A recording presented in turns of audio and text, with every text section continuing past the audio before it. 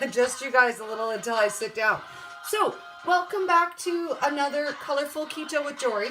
It is Getting Over the Hump with Dori, open forum Q&A. So, we get together and you guys get to ask all of your questions, be them keto, be them not.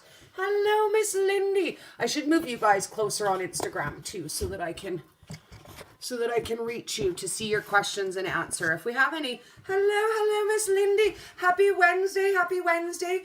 It's hump day, which is honestly, I don't know what's going on with my hair. One of my favorite days of the week. I really like Wednesday. It's a good time to reflect on the beginning of your week, refocus your goals, and start fresh again. It's almost like Monday in the sense that you get the chance to start all over again. Hello, Miss Chantel on Facebook. It shows me two people I only know so far as Chantel. I don't understand about this delay on Facebook. It seems to be several minutes delay. So we're going to do the best we can with getting your questions live. If I miss any of them, as always, we will go back in the comments after and try to catch all of your guys' questions.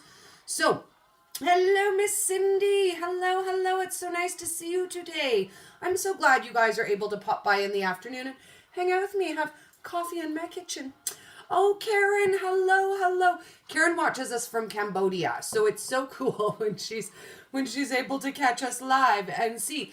So I'm curious what you guys want to chat about this week. What are you struggling with? What are you questioning this week? Are you worried about leading into the holidays? Are you dealing with backlash? Ooh, is my whole family keto? No. That's an awesome question. When I started keto about a year and a half ago, everyone in my family was like, wow, that's a really good choice for you. That's really healthy for you. So nobody else in my house went keto. My son, Isaac, did do keto for 3 months as a weight loss challenge, and he managed to lose 60 pounds in 3 months, which blows my mind. That's what happens when you're male and you're 20 and you've got all the testosterone good stuff behind you. Since then, he's been more low carb if it fits my macros. He hasn't been really all that keto, and I won't lie, he's gained some of that weight back. He's trying to keep it off at the gym, and he's been going to the gym, twice a day regular, but he did regain some of that weight. So I will caution you guys, if you're doing keto strictly for weight loss purposes, and then at the end of your goal, you're going to go back to how you're eating, you will regain some of, maybe all of, in some people's cases, all of, and then some extra of the weight that you lost. So he does have, metabolics on his side. So he's just going to work out and see what happens. He may go back to keto if he regains more of his weight, because it makes you feel bad when you get down to your goal weight and then you start to regain. So I think that he may eventually go back. As a whole, my house eats less carbs.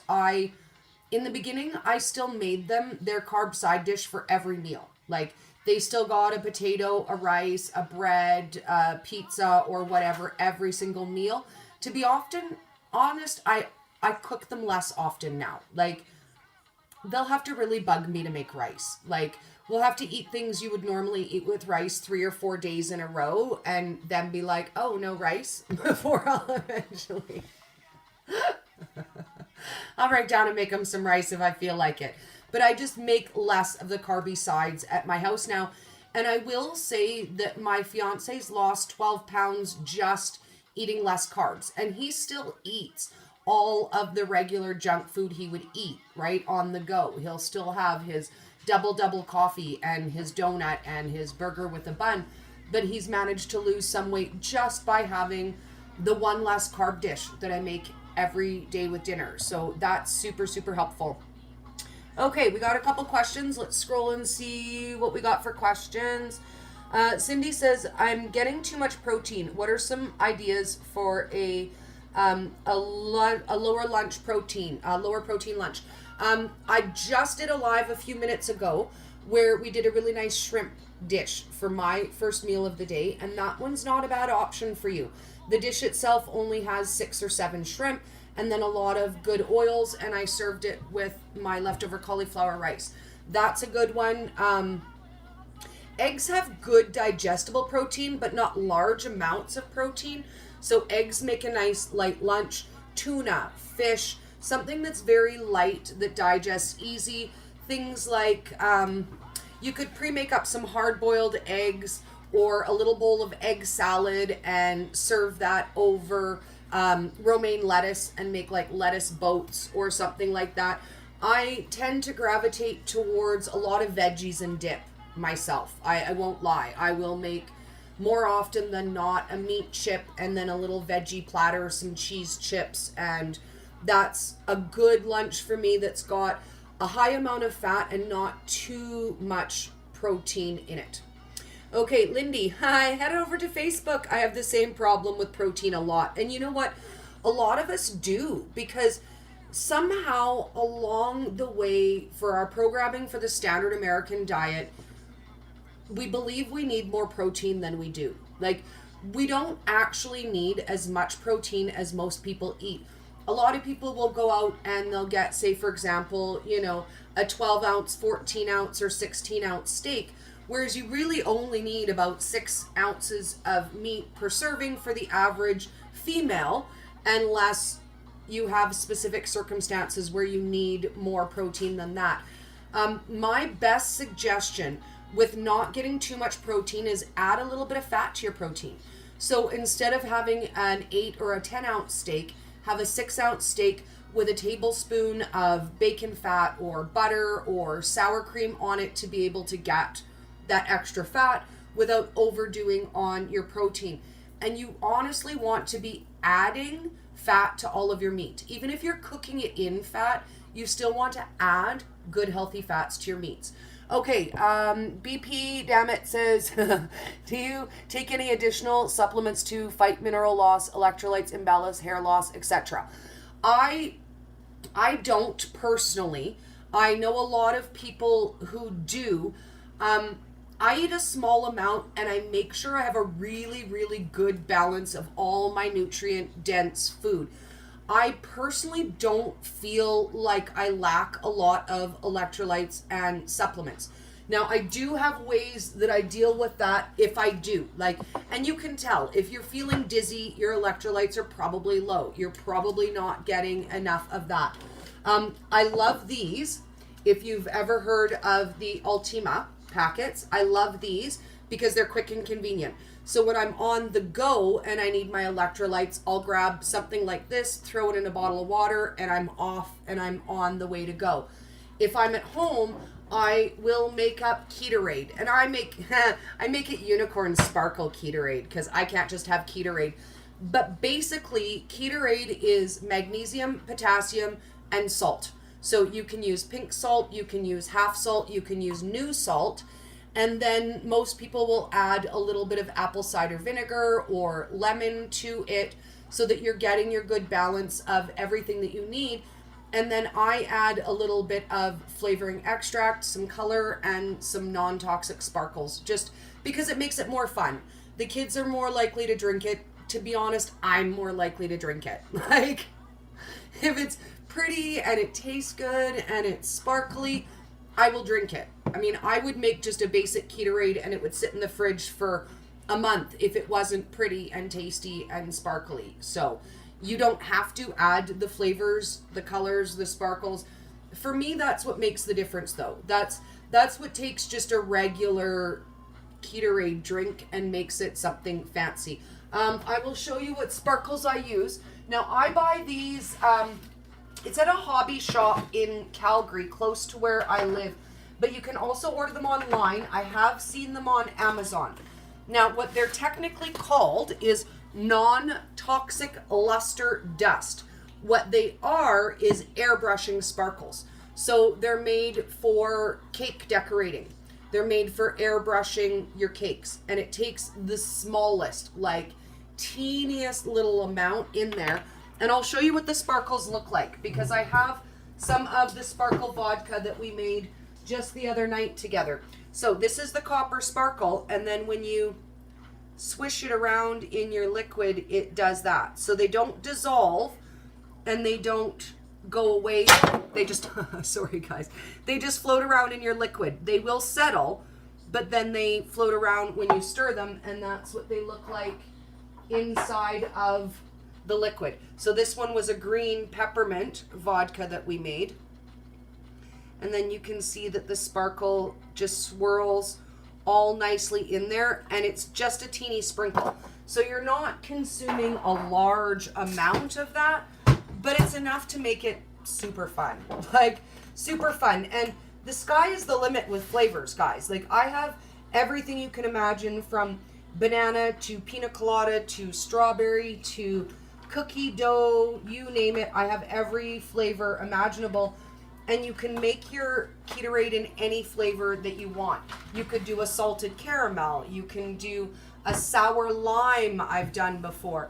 But any flavor, you can make it. And it's basically like a Powerade, right? Like a Powerade or a Pedialyte, basically. It just has your extra salts and minerals. When I make it, I use Natural Calm magnesium supplement. And then I use my salt, my lemon, and my apple cider vinegar, and then add whatever I want to make it taste different. Okay, let's see if we have any more questions on Facebook. And honestly, I want you guys to know that getting too much protein is a really, really, really super common problem. Super, super common. Like, that I think is one of the most common questions I get is how do I get enough protein without too much protein? How do I get my extra fats?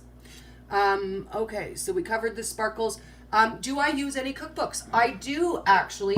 Now, I have right here on the side, I will show you guys what I have handy. When I went to KetoCon, I purchased Maria Emmerich's dairy-free recipes. So let me pull out this one. So I purchased this one when I was at KetoCon, and I absolutely love, love, love this cookbook. You don't necessarily have to go dairy-free, but if you are and you're struggling, this is an amazing, amazing resource. And a lot of these recipes can be substituted out with dairy if you want the dairy in them. And then I was super fortunate, and Maria sent me 3 more of her cookbooks, because together we review them. So we check out the recipes, we try them out, and we get to see what we think of them. So Maria sent me her Comfort Foods cookbook, her Keto restaurant favorites, which I love, love, love. If you miss eating out, you won't feel like you miss eating out anymore. And then the ketogenic cooking. So these are my main resources. And then as well, I have the Keto Cure that has recipes in it by Maria as well. I do have a digital copy of Carrie Brown's Holiday Classics, and we're going to be reviewing that as well. We're going to take a look at some of the recipes that are in there and try them out and see how they work. So I really do, I love having recipe books. For myself, I don't generally follow a recipe as it's made. I usually look at them for inspiration and then think, oh, I'll use, some of this, some of that. For example, when I did, at Halloween, we did mystical bat wings. And when we did those, I took one recipe from Maria's wing marinade and another recipe for the sauce, and I took one and the other and combined them together. So we're gonna get to do more of that, and I'm super excited because it's really awesome to have that opportunity to be able to review them and try them with you guys, because I think that's the hardest thing we struggle with is, am I gonna like those recipes? Are they gonna be easy? Are they going to work for me? Is it a good investment of my money? So I really like being able to try them out with you guys and see how they work. BP says, I just bought Comfort Foods. What are your favorites? Oh goodness, in the Comfort Foods, let's take a flip through and I'll tell you what my favorites are, because there's so many good ones in this one. Oh goodness, I do not even know where to begin. I would say I'm an easy girl. I love things like the bacon hearts and bows because I like simple things that are fancy. I love the fancy. I really love hearty soups.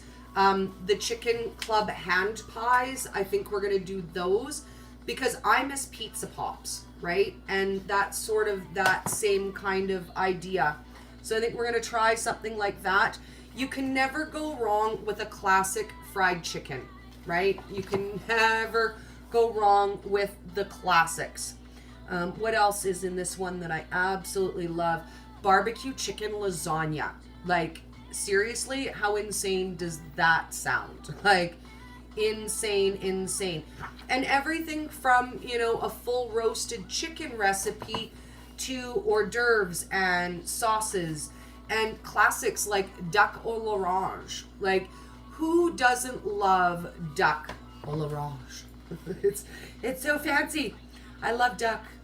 I do. I actually really love duck. There's a classic chicken pot pie that is amazing. If you are looking for true comfort food, chicken pot pie is it all day long. What else we got in here? Some beautiful ribs, some Sunday pot roast. You can never go wrong with that. Skillet moussaka. I like that too. I'm huge on the one dish meals, right? Things that we can prepare all in one, put it in the fridge overnight and throw it in the oven so that we can spend time with our friends and family instead of spending all that time doing meal prep. That's my favorite for holidays. If I can do things up in a casserole or a one pot dish, then guess what? When your company's over, you're hanging out and you're having a good time, you're not in the kitchen sweating bullets for 4 hours trying to put something on the table that it's amazing for everybody. It's already prepared. It goes in the oven. You have your cocktail, you have your appetizers, and within an hour, dinner is ready. So I recommend those all day long. Philly cheesesteak cupcakes. I think we're going to have to try that. I love Philly cheese. Philly cheese. But literally everything that you could possibly imagine, you're going to find in here.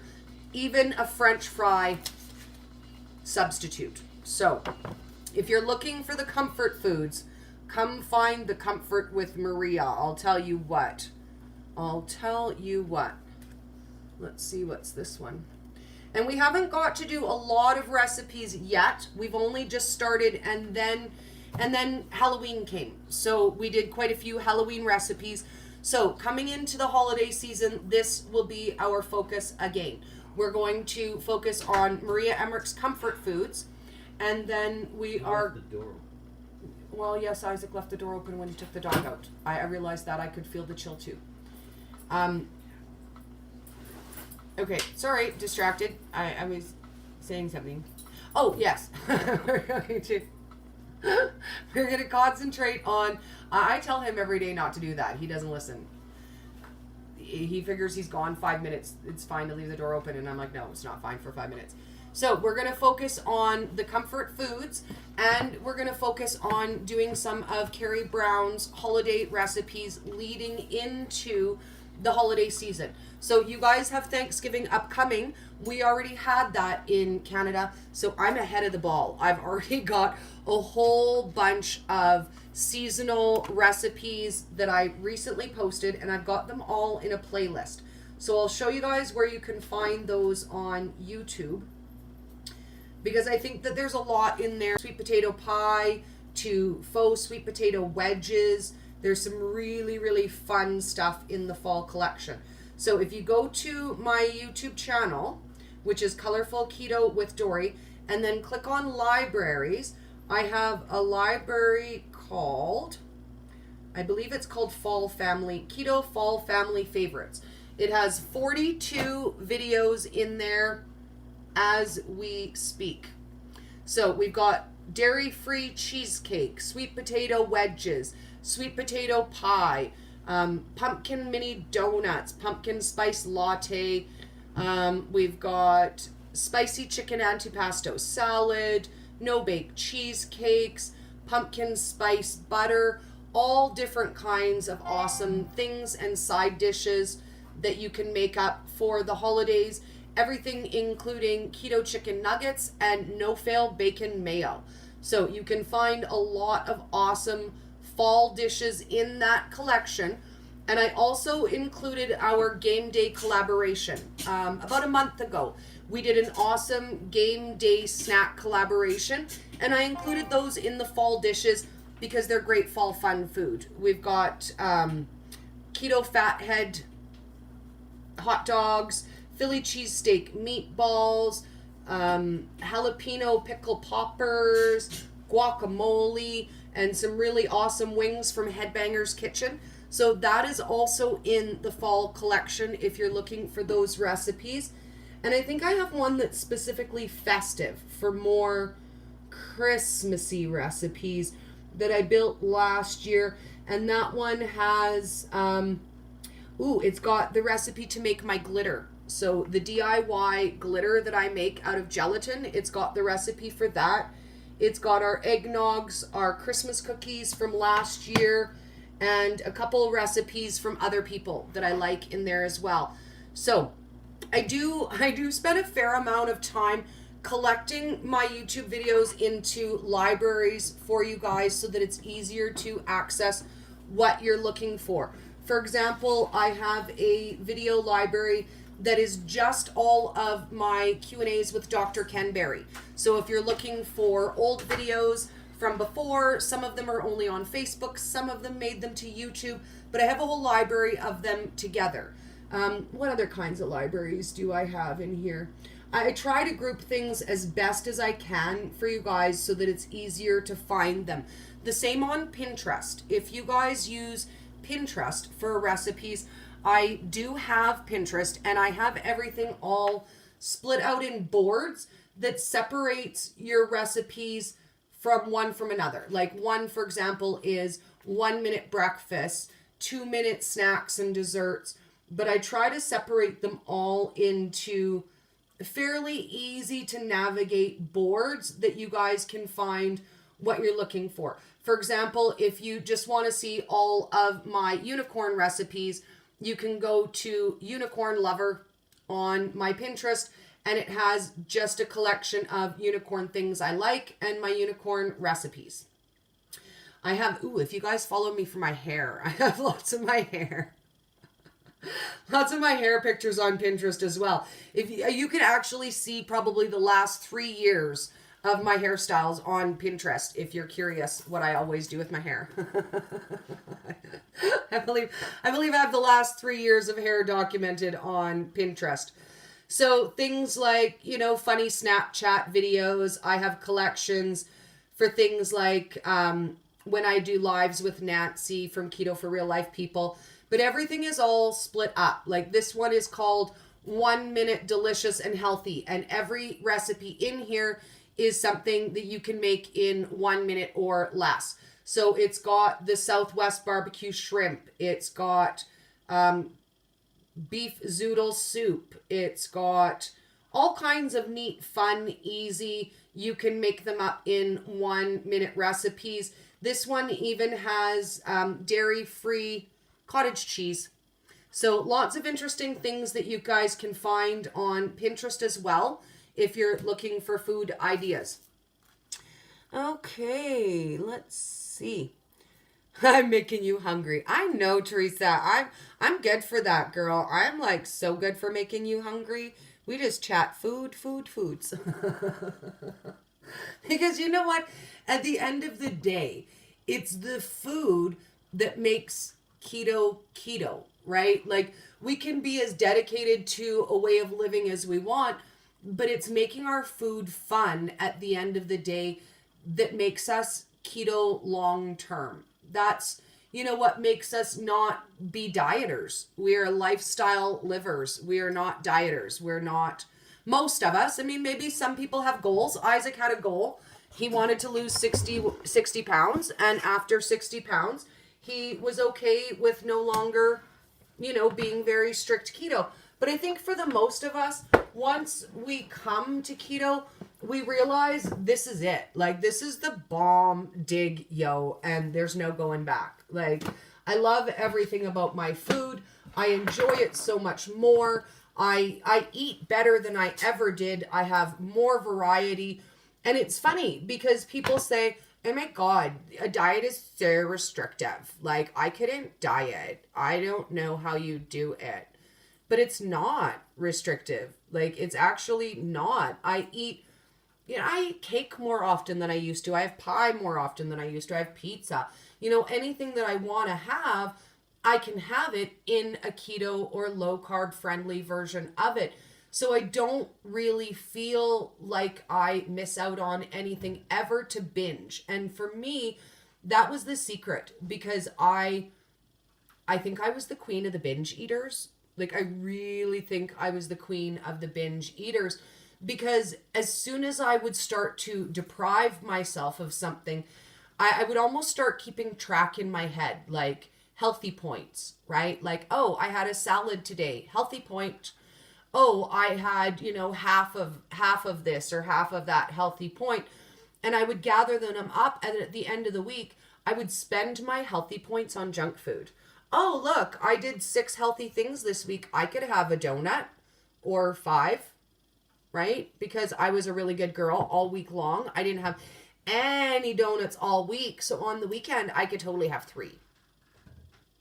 And I find that not being deprived is the key to not binging. I've never figured out any other cure to binging, guys. Like, that's it. That's the only cure I know. If you don't deprive yourself, then you don't feel the need to binge. And the way that we eat, it's ridiculous to deprive yourself. Like, it doesn't even make sense to go without all of the things you want, because we can have them. Like, if I wake up today and today is a day I did not eat cake, it's because I didn't feel like it. Like, I know, right? Crazy that there's a day that you don't feel like eating cake.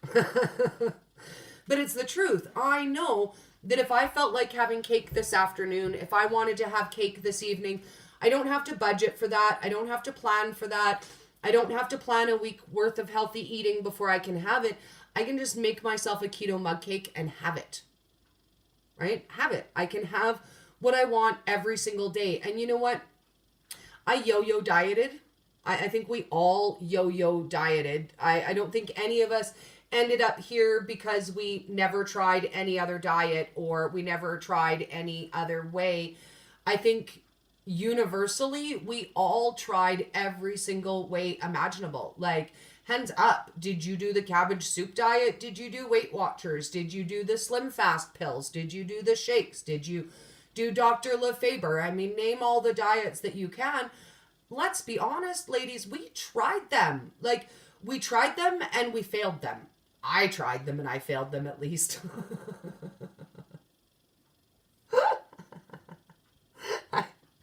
Miserable failure. I don't even know what to say other than, like, phenomenally monstrous failure. Like, I don't even know what to say about that.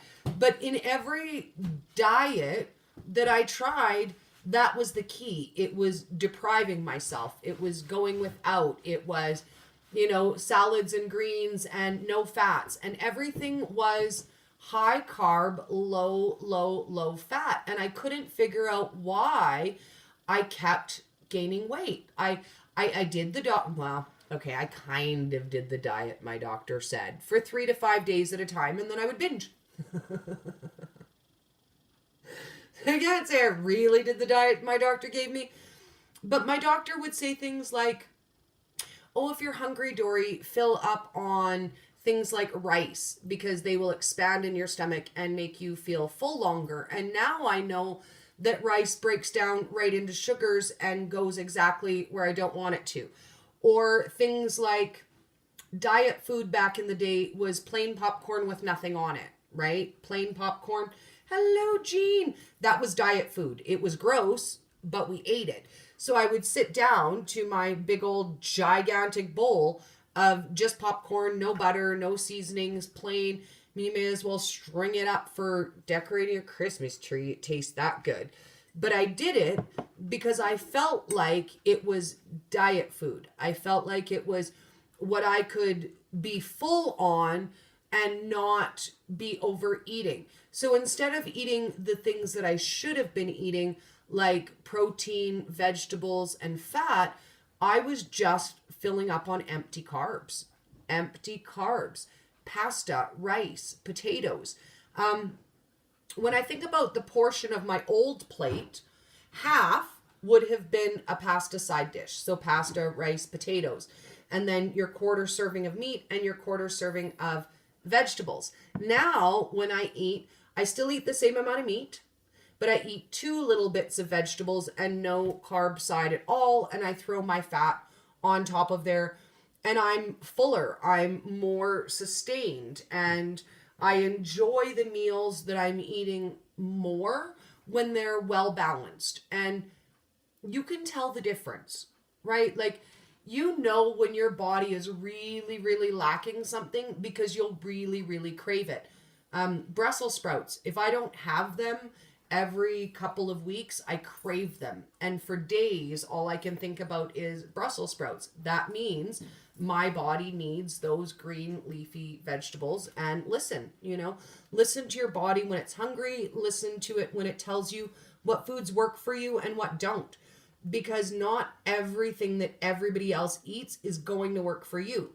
You know what? You could say, oh, this person's had great results. I'm just going to look at their meal plan and I'm going to eat exactly what they ate for the next month and I'm going to get all these great results. But everybody's body processes and breaks foods down differently. For example, some people have to be really, really limited with their nuts and seeds. They're too much carbohydrates for them. They break down too quickly in their body and they upset them. I can eat a lot of nuts. I think nuts and seeds are the one thing that I have some of almost every day. And I find if I don't, then my system does not work the way my system should work. And I'm not able to poop. Oh, Teresa said she forgot about that and she used to put butter spray on everything, right? Right? The Faco chemical tastes like butter spray. How about the Molly McButter sprinkles that weren't actual butter? I seriously have no idea what kind of chemical storm is in that now because I don't keep it on hand anymore. But these are the things that we ate. Everything was ultra low fat, right? I never bought anything if it said it had fat. Everything had to be fat-free.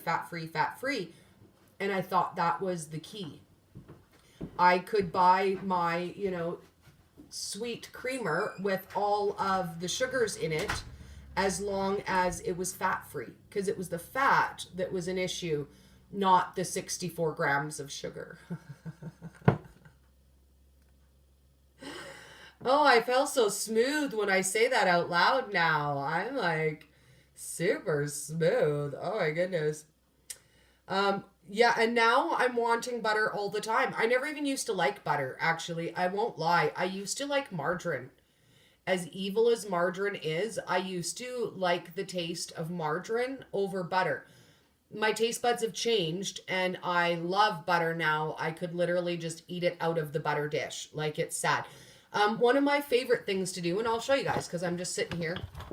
One of my favorite things to do when I'm just a little bit snacky but not actually like hungry, I break into my nuts and I grab out 2 pecans and I put just a little blob of butter in between them. And I have butter and nuts. And that's honestly more often than not, if I'm just hungry for a little bit of something that's quick, it's easy, it's on my counter, and it tastes yummy. And there's a reason why they call it butter pecan. Just saying. Butter and pecans.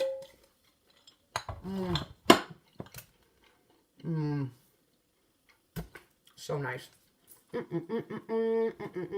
Oh, BP says they totally want the restaurant favorites. And yes, ma'am, that one is insane too. It's got things like restaurant style pizzas and restaurant style soups. Chinese food was my favorite back in the day, and we used to order Chinese food once a month. We don't anymore because there's really nothing from there that I can eat anymore. But We used to. So I really love the idea of being able to make restaurant style classic meals that we can have and feel like we're having the restaurant experience. And you know what? 9 times out of 10, it's nicer to have that experience at home anyways. You can set your table up nice. You can make a romantic candlelit dinner. You don't have to get out of your pajamas if you don't feel like it. And you can have a fun date night at home. I love fun date night at home. Oh, Teresa says they used to have liquid Molly McButter, and she used to put it on all of her baked potatoes. Oh my goodness. Yeah, I can't say. I ate that junk too. Holy man, did I eat that. I ate the craziness out of that. And not only did I eat it, dude, I thought it was healthy. Like, that's the real kicker, was I thought I was doing something really, really good for my health and for my body, and I didn't understand why it wasn't working. Why I was never losing weight. Why I was so damn hungry. Like, are you with me? Did we starve every time we dieted?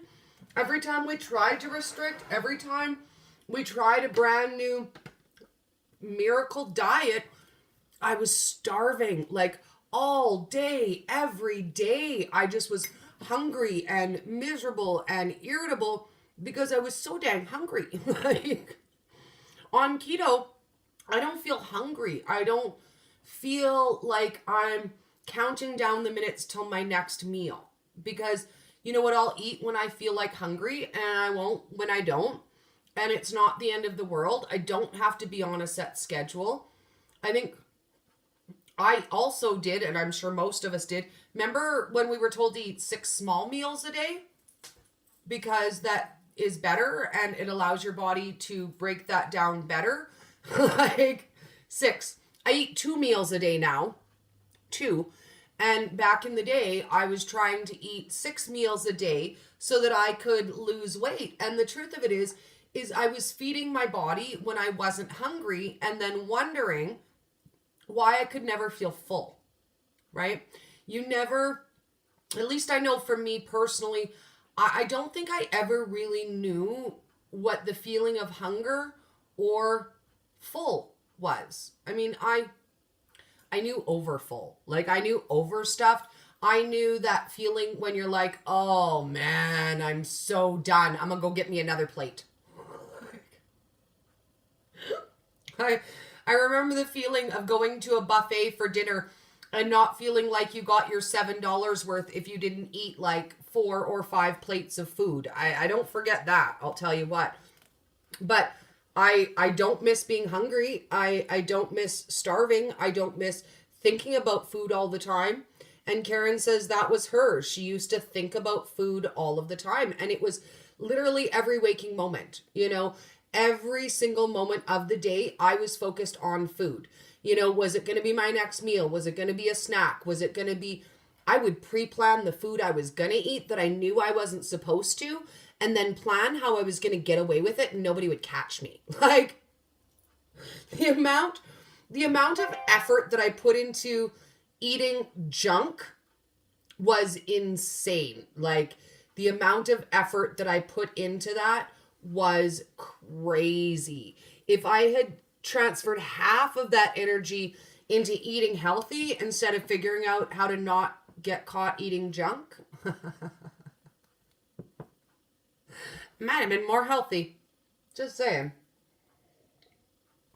Well, you know what, back then, I don't think I would have believed it. Even if somebody had said to me, oh, Dori, have you heard the good word of keto? I probably would have told them where they could have shoved their keto. Like, because I was already frustrated from trying every diet on the planet and not succeeding. So when I found keto by accident, completely by accident, I decided right away this time it's not a diet. It's not a diet. I'm not depriving myself. I'm going to learn how to eat healthy. I'm going to learn about food, and I'm not on a diet.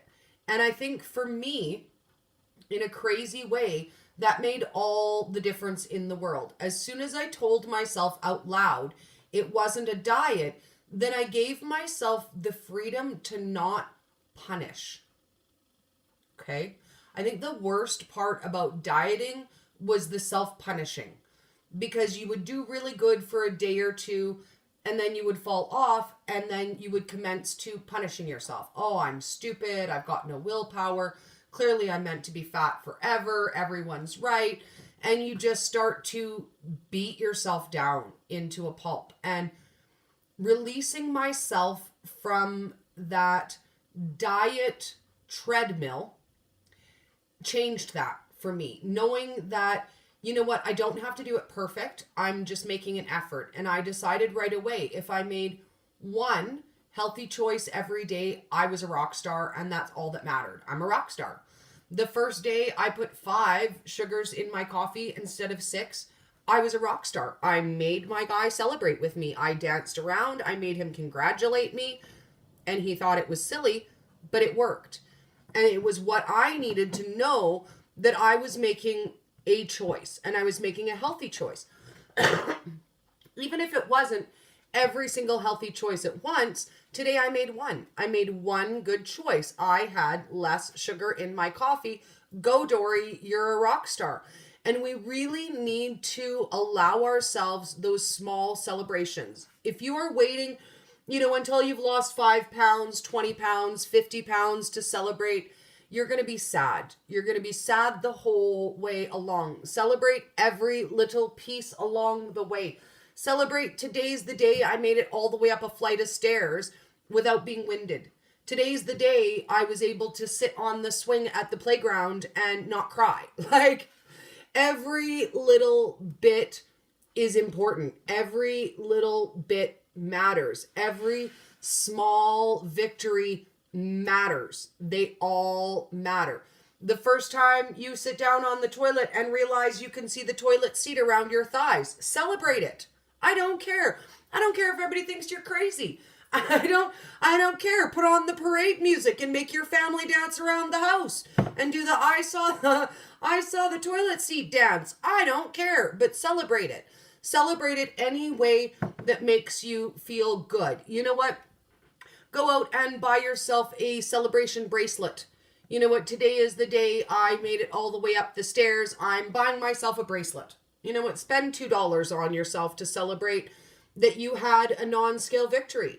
Because if we're waiting on the scale, we'll be sad. Like, the scale is not always our friend, and it does not always tell the truth. So I want to encourage you to celebrate things that are not necessarily scale related, right? Yay, Teresa! We're going to have a parade for Teresa. Today is the day she can finally tie her shoes without discomfort. Like, seriously, how much of a miracle is that? How much of a miracle is that? And how many years have you suffered with discomfort, literally just trying to bend over and tie your own shoes? And how amazing it is it the first day that you realize? And for me, these things dawned on me days later, where I would be like, oh, well, that was weird. That wasn't uncomfortable at all. When was the last time it was uncomfortable? And I had to search my memory, and lo and behold, it had been a couple weeks. You know what? When was the last time I had a migraine so bad I couldn't get out of bed? By the time I realized I was migraine free, I had already been migraine free for quite a while. I just was like, oh, wow. Wow, okay, so I don't want to split my own head open today. Bonus. And if you suffer from migraines, you know how amazing being migraine symptom free is. Like, oh, Deanna, hide it if you need to. If you can't stay off your scale, hide it. Hide it. Give it to your fiance, your husband, your kids. Give it to somebody to hide. Give it to the neighbor. Tell them to give it back to you at a set amount of time, because your weight can fluctuate as much as 3 to 5 pounds per day. And that is just water weight and water retention.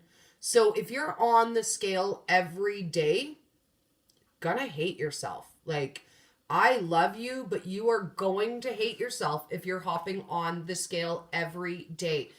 If you have an issue with the scale, what I recommend, a lot of groups offer no scale challenges where you can get support, and everybody talks about avoiding the scale. But the easiest thing to do is to give it away for 1 month and tell them not to give it back to you, and then just do your measurements instead. At the end of that month, you know what? Get your scale back and weigh yourself and see what your progress is. But if you're weighing every day, every couple of days, once a week, you're not going to get a realistic picture of your weight loss, unfortunately. Yeah. Sherelle says that migraines are the worst excuse to do nothing, and they are, because you can't function. All that you can do when you get a migraine is go lay down in a dark, quiet room and pray. Like, pray that it goes away before your head splits wide open, and that's it. Like, that's it. Like, please, dear God, make this migraine go away, and whatever I did to earn it, I'll never do again. Like, I think I made some very bizarre promises to get rid of migraines. Like, oh dear God, if you make this migraine go away, I'll be a really good person and I'll donate to charity. Just saying. $10, is that good enough? Will I get rid of my migraine? But my migraines obviously were caused by inflammatory foods, because with eating keto, I don't get them anymore. So I can only assume that my migraines were based on inflammation, on regular chronic inflammation. Julia says, today I went to the Thrive store and bought a bag of clothes for $30. Whoop, whoop. I took your advice. I'll buy a new wardrobe when I reach my goal weight. And that's the way to do it. When I was at my biggest, I got very attached to clothes because it was so hard to find a shirt or a pants or a skirt that looked good on you. And then you would buy it in every single color so that you could have it. And I was very, very attached to my clothing. And as I've transitioned sizes, I really had to let go of that. I mean, I was a size 26 and I'm a size 5 now. I could not have kept those clothes. I couldn't have. So you really do have to allow yourself new clothes. We can't wander around in the same shirt we were wearing when we were 100 pounds lighter forever and still feel good about that, right? We lose weight, we improve our health to feel better. Dressing well is part of that. It is. Taking care of yourself is part of that. Once in a while, spoiling yourself, giving yourself a manicure or a pedicure, or going for a manicure or pedicure.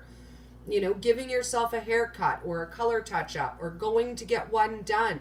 Taking an afternoon to yourself just to relax. All of these things are so important in your weight loss journey. What we eat and what we put in our bodies is this much of our weight loss journey.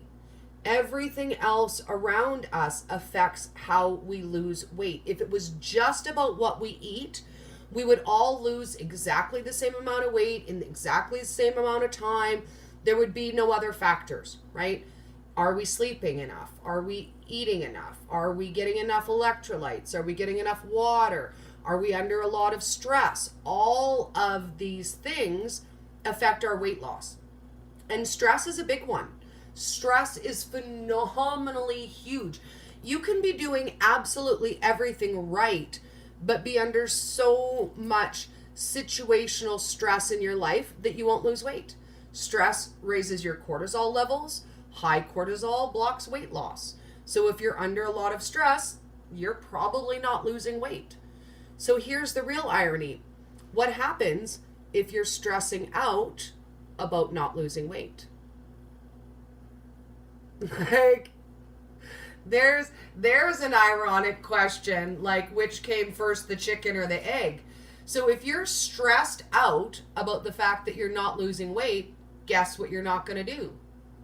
Lose weight because you're stressed out. And then you're more stressed out because you didn't lose weight. And then guess what? You're not losing weight. So if we can let go of the stress of the scale and just say, you know what?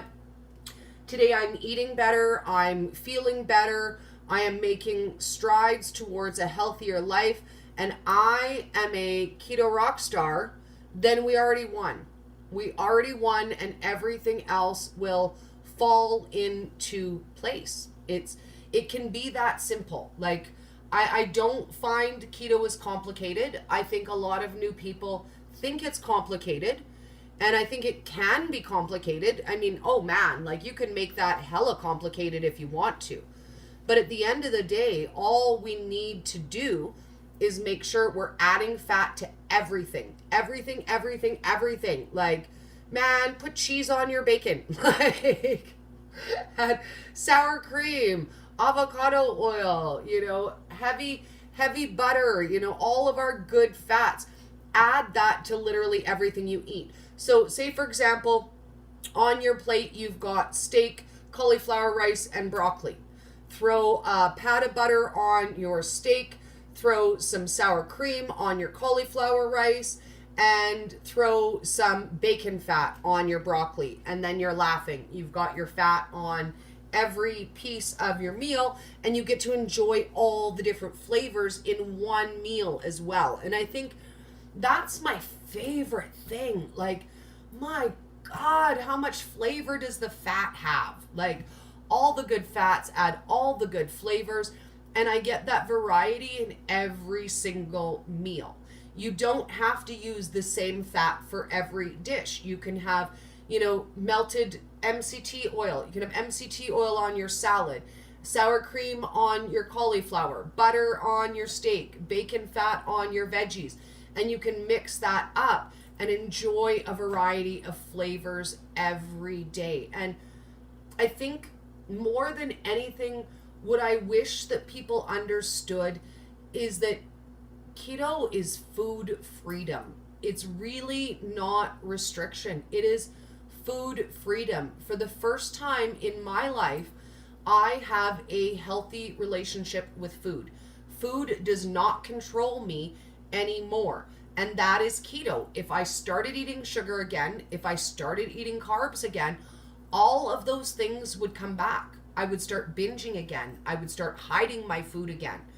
So as much as I would love to say, look at all this self-control I've built, I didn't build this self-control. Keto built this self-control.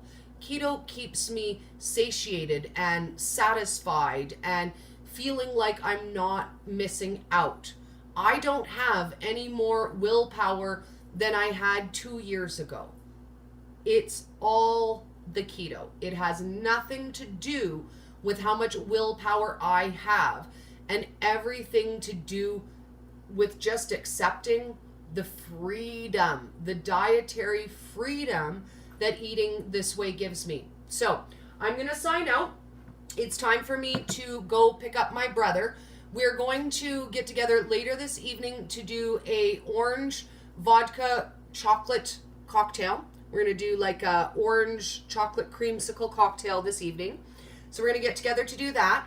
And I really want for you guys to give me suggestions for Thursday. So on Thursday, we're going to do a celebration of some sort. I don't know what we're going to do. We might cook something. We might just ask questions. We can do whatever you guys want. But on Thursday, we're going to celebrate. It is 1 exact year since I started my YouTube channel. So exactly 1 year tomorrow from my very first YouTube video that was incredibly awkward and bizarre. And I said ketogenic diet like 50 times. But I want you guys to think about how much your life can change in a year. In a year, I went from, mispronouncing keto on the internet to as comfortable and confident as I am now. And all of these are changes that have come about over this last year. So I really want for us to celebrate how far we have come together in this year. And if you haven't been around the whole year, you still get to celebrate. Even if you just started following me last week, you still get to celebrate. We have been in this together for a whole year, sharing our stories and just laughing and having fun together. So tomorrow is your guys' day. We're just going to get together and we're going to do what you want. If you guys want to join me for Pop In Live, you are welcome to do that. We can add and remove guests if you guys just want to pop in and talk about how keto has changed your life or how much you've changed in the last year. I want to give you guys an opportunity to celebrate your story and share how far you've come in this last year.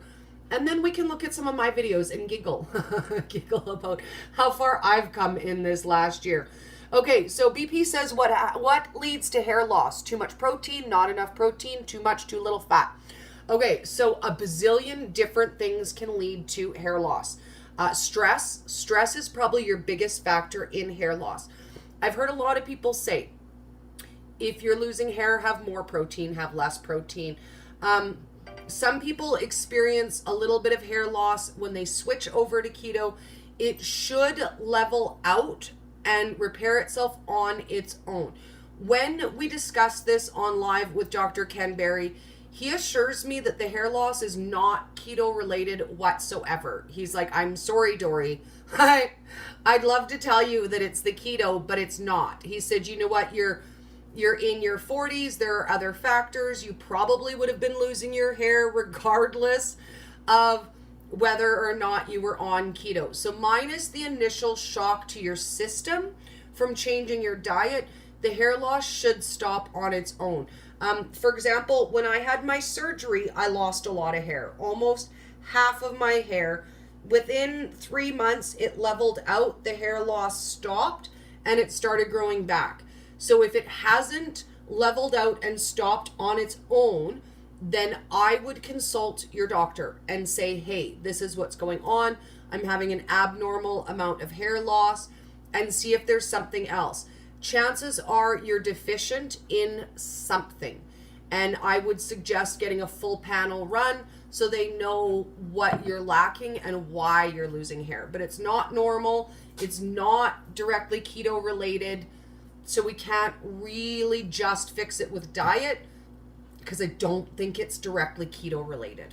So we are off. And yes, a whole year on YouTube. Like, I cannot believe how fast this year has flown by. By the time April comes this year, so November, December, January, February, March, April, in 5 months will be 2 full years that I've been keto. I celebrated my 1 year keto in April last year. So time's been flying. We've been having so much fun together, and I'm grateful for you guys every day. Like, every day to have the opportunity to hang out with you guys and share with you is my favorite day. Sherelle says, my hair stopped falling out when I started taking hormones, and it's more likely a hormonal imbalance than a dietary issue. So I would look at that. I would look at taking some supplements for that and consult your primary healthcare physician about that and see if they can help you.